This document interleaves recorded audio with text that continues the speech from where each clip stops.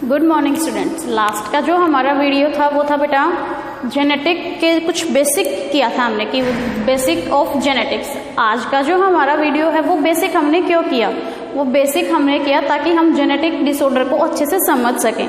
तो जब हमने बेसिस ऑफ जेनेटिक्स किया था तो वहाँ पे मैंने आपको बताया था कि जेनेटिक डिसऑर्डर जो है वो दो रीजन की वजह से होता है। क्या क्या थे वो दो रीजन? फर्स्ट था चेंज इन डीएनए सीक्वेंस और सेकंड क्या था भाई कि जो क्रोमोसोम है उसकी अरेंजमेंट के अंदर या उसकी डुप्लीकेशन हो जाती है, रिटेंशन हो जाता है, इस वजह से हमें जेनेटिक डिसऑर्डर होते हैं। सबसे पहले तो जेनेटिक डिसऑर्डर होता क्या है? Genetic disorder, genetic disorder it is a disease which is caused by the changes in genetic material. कि जेनेटिक मटेरियल के अंदर अगर कोई भी चेंज आता है और उसकी वजह से हमें कोई बीमारी है तो उसको हम क्या बोल देंगे बेटा? उस बीमारी को हम बोल देंगे जेनेटिक डिसऑर्डर। और इसके हमने दो रीजन किए थे, first change in DNA sequence and second is change in the arrangement of chromosome. तो मैंने आपको ये कहा था कि हमने ये जो दो टॉपिक किए हैं इसको हम विद एग्जाम्पल समझेंगे नेक्स्ट वीडियो के अंदर। तो आज हम करते हैं एग्जाम्पल। तो फर्स्ट एग्जाम्पल जो है वो है हमारा चेंज इन डीएनए सीक्वेंस।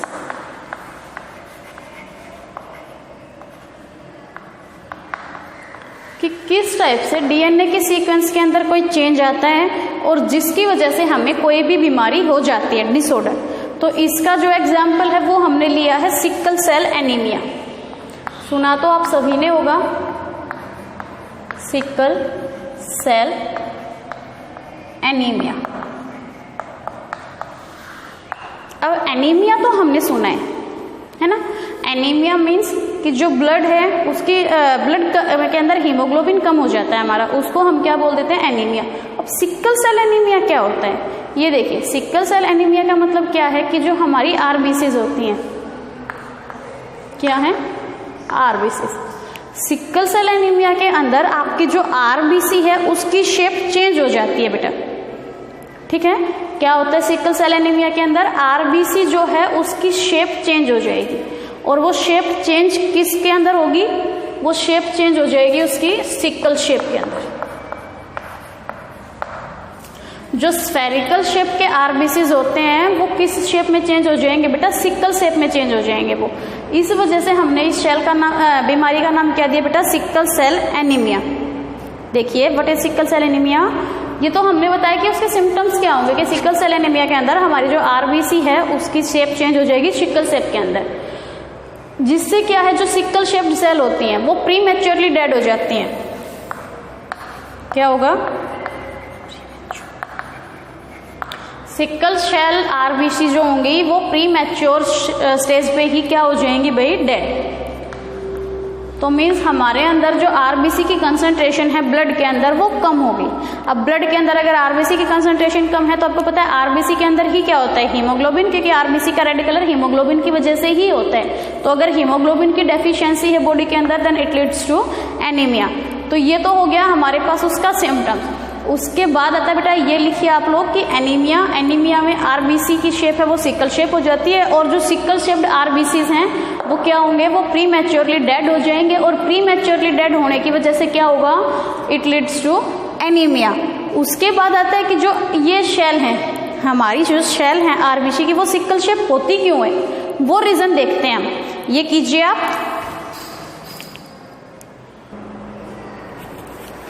हाँ जी स्टूडेंट्स, ये देखिए ये हमारे पास क्या है? DNA sequence. ये नाइट्रोजनस बेस हमने किए थे लास्ट वीडियो के अंदर। जैसे आपको पता है डीएनए होता है, आरएनए होता है, प्रोटीन होता है, ठीक है? तो जो प्रोटीन है it is consist of amino acid. बहुत सारे अमाइनो एसिड की चेन से क्या बनता है हमारे पास? Protein. So what is amino acid? It is the basic unit of protein, ठीक है? ये जैसे हमारे पास प्रोटीन के नाम लिख रखे हैं हमने, वैलिन, हिस्टाडीन, ल्यूसीन, थ्रोनिन, प्रोलिन और ग्लूटामिक एसिड। और जो 3 नाइट्रोजनस बेस का जो एक ग्रुप होता है वो एक अमाइनो एसिड के लिए कोड करता है।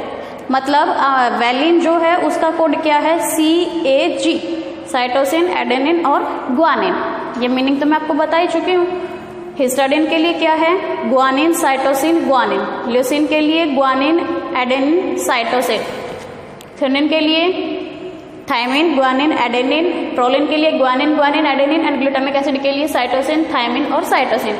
और ये इसकी जो कोडिंग सीक्वेंस है वो है, मैंने आपको बताया था ये भी, कि जो साइटोसिन है वो ग्वानिन के साथ पेयरिंग करेगा और एडेनिन वो है वो किसके साथ पेयरिंग करेगा, थायमिन के साथ। तो यहाँ से ये अपने अपने जो एंटीबॉन्ड इन्होंने बना रखे हैं, ये कोड कर रहा है प्रोटीन के लिए और ये है कोडिंग सीक्वेंस डीएनए की। अब आप देखिए ये जो सीक्वेंस है it is for normal RBC, normal person के लिए है ये। और ये जो है वो किसके लिए है, सिकल सेल एनीमिया के लिए है। सिकल सेल एनीमिया में क्या है कि जो ये ग्लूटामिक एसिड होता है it is replaced by violin. Change देखिए कहाँ हुआ, सिर्फ एक छोटा सा चेंज हुआ कि यहाँ पे टी की जगह पे क्या आ गया, ए, कि जो थायमिन था उसने किसको रिप्लेस कर दिया, एडेनिन को, और थायमिन ने एडेनिन को रिप्लेस किया। उसी से क्या हो गया हमारे पास, एक डिसऑर्डर, डिजीज। समझ आया? तो इस टाइप से मैंने आपको बताया था कि डीएनए की सीक्वेंस के अंदर अगर किसी एक भी नाइट्रोजन बेस की अगर चेंजेस हो जाती है then it leads to disease और डिसऑर्डर। तो ये हमारे पास एक एग्जाम्पल था जिससे हमने क्या समझा कि how the change in DNA sequence leads to disease. और डिजीज का नाम क्या दिया हमने, sickle cell anaemia. Sickle cell anaemia के अंदर क्या होता है कि जो डीएनए सीक्वेंस के अंदर थायमिन है वो उसको कौन रिप्लेस कर देता है, एडेनिन। या फिर इसको हम ये बता सकते हैं कि जो अमाइनो एसिड की सीक्वेंस है उसके अंदर ग्लूटामिक एसिड की जगह पे क्या आ जाता है बेटा, वैलिन आ जाता है, जिसकी वजह से जो हमारी नॉर्मल आरबीसी होती है वो किस फॉर्म में चेंज हो जाएगी, उसकी शेप चेंज हो जाएगी सिकल शेप के अंदर।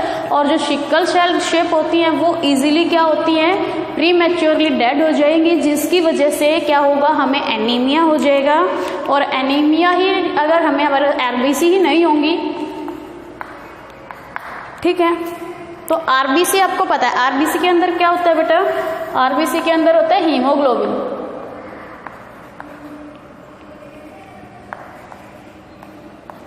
हीमोग्लोबिन जो ऑक्सीजन के साथ बाइंड करता है, ठीक है, और ऑक्सीजन को पूरी बॉडी के अंदर सर्कुलेट करवाता है जिससे फूड का ऑक्सीडेशन होगा and we get energy.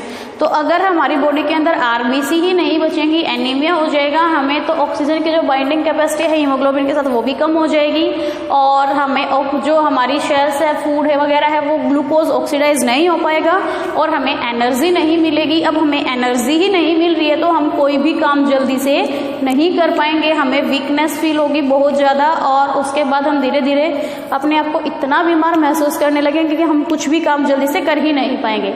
All because of this sickle cell anaemia, क्योंकि हमारे ऑक्सीजन हमें कहाँ से मिलती है, जब हमारा फूड ऑक्सीडाइज होता है। फूड ऑक्सीडाइज कैसे होगा कि जो हीमोग्लोबिन है वो ऑक्सीजन को सर्कुलेट करवाएगा पूरी बॉडी के अंदर। अब हीमोग्लोबिन ही नहीं है क्योंकि हीमोग्लोबिन कहाँ होगा, आरबीसी के अंदर। तो इसलिए हम क्या है कि जो सिकल सेल एनीमिया है इससे हमें धीरे धीरे बहुत सारी डिजीज होने शुरू हो जाएंगी, ब्रेथिंग में प्रॉब्लम भी हो सकती है हमें। तो सिर्फ एक छोटे से रीजन की वजह से कि जो एक थायमिन था उसको एडेनिन ने रिप्लेस कर दिया, ठीक है। दूसरा एग्जाम्पल हमने लिया था कि change in chromosome sequence.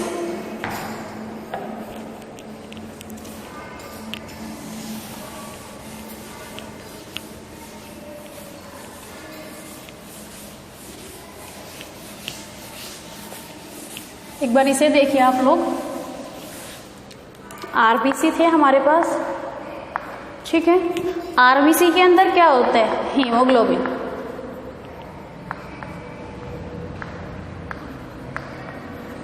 Haemoglobin haemoglobin क्या करते हैं, bind with oxygen, oxy haemoglobin बनाता है और बॉडी को सर्कुलेट करवाता है and result into the formation of, इससे क्या होगा, ऑक्सीडेशन ऑफ फूड।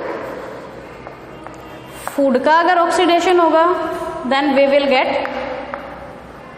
एनर्जी, ठीक है।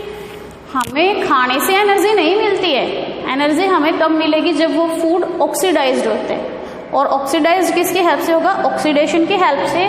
और उस ऑक्सीडेशन को कौन लेके आएगा, उस ऑक्सीडेशन को लेके आएगा हीमोग्लोबिन, ठीक है। तो यहां से अगर हमारा बेस ही खत्म होता जा रहा है बेटा, सिकल सेल एनीमिया में क्या होगा, कि जो हमारी आरबीसी से डिस्ट्रॉय हो जाएंगी। अब आरबीसी ही नहीं बचेगी तो हीमोग्लोबिन नहीं है, हीमोग्लोबिन नहीं है तो फूड का ऑक्सीडेशन नहीं होगा और हमें एनर्जी भी नहीं मिल पाएगी। That is the main symptoms और main loss of sickle cell anaemia. सबसे मेन लॉस क्या है कि हमें इससे एनर्जी नहीं मिलेगी और बिना एनर्जी के हम कोई भी काम नहीं कर सकते। बिना एनर्जी के हम कोई भी काम नहीं कर पाएंगे। उसके बाद हम सेकंड एग्जांपल लेते हैं बेटा।